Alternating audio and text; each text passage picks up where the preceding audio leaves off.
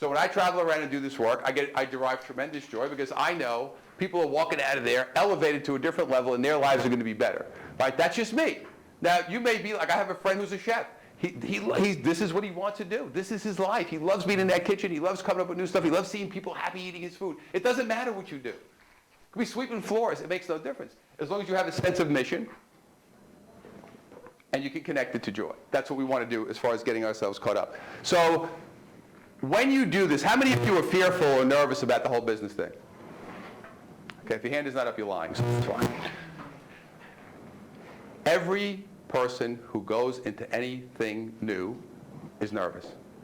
Not natural, normal. See, what are we taught? We're taught not to be nervous. Don't be nervous. Why? If I feel fearful, how do I feel? Fearful.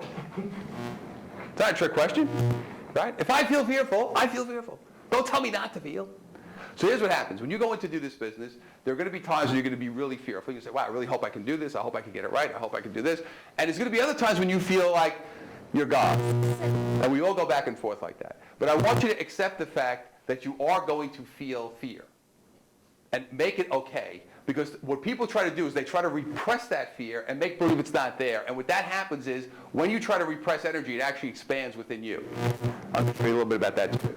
So what I want you to do is I want you to really get into a situation where you look at yourself and say, I want to understand and accept that as I go to do something that I have not done before, I don't care who it is, and when I know people who are zillionaires that go start a new business and they are terrified.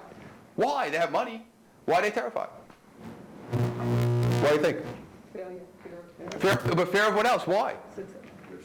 Fear, no, they're already said they don't have money.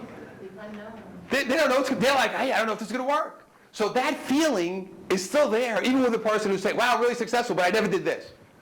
So I'm doing something new. So anytime you go do something new, you're going to have some fear. The key for us is to make it okay. So what I'm going to do now is, I want to attack your belief system a little bit. I'm going to ask you a series of questions. I'm going to ask you 5 questions. What I would like you to do is don't think too much. The first thing that comes into your head is what I want you to write down for each of these 5 questions. Okay, number 1. What did your parents or guardians do for a living? So think about it. When you were growing up, what did they do for a living? What did you remember them doing for work? Okay, number 1. Number 2, and I want you to answer this question from a perspective of feeling. What was the financial situation in your house growing up? And what I mean by that is, how did it feel from a money perspective? So did it feel like we had a lot? Did it feel like it was tight? Did it feel like we never had enough to pay the bills? What was the feeling about money in your house?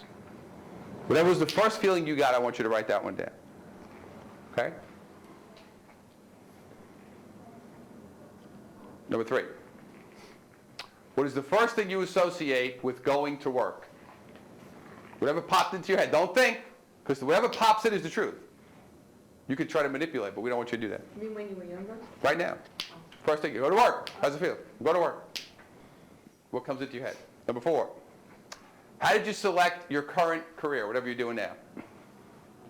How did you make that decision? How did you decide this is what I'm going to do? And finally, and this is an important question, what was the expectation level placed on you in your home? So when we left our homes, or when we were growing up, our families placed an expectation level on us. It was somewhere between become the president and don't get arrested. Okay, it was somewhere between there. So we want to know what they expected you to do when you left the house. Okay, so we're going to look at your belief system a little bit and talk about how that's working. So let me go around a little bit. Give me some of you give me what your parents did for a living. Anybody? First name? Kenny. Kenny, go ahead. Work. She is in the music industry, so she traveled a lot. Okay. Successful? Yeah. Okay. Off and on, Up and down, yeah. Parts of our lives, there were different things. Okay. But primarily work and travel. Working and traveling around. Okay, great. Anybody else? First name? Brant. Brant, go ahead. Yeah, my father was a business owner, entrepreneur. What kind of business? Fabrics, important fabrics. Mother was a teacher. Okay, great. Did he do well with it? Did he do well? Yeah, he did well. Okay. Anybody else? We'll do one more.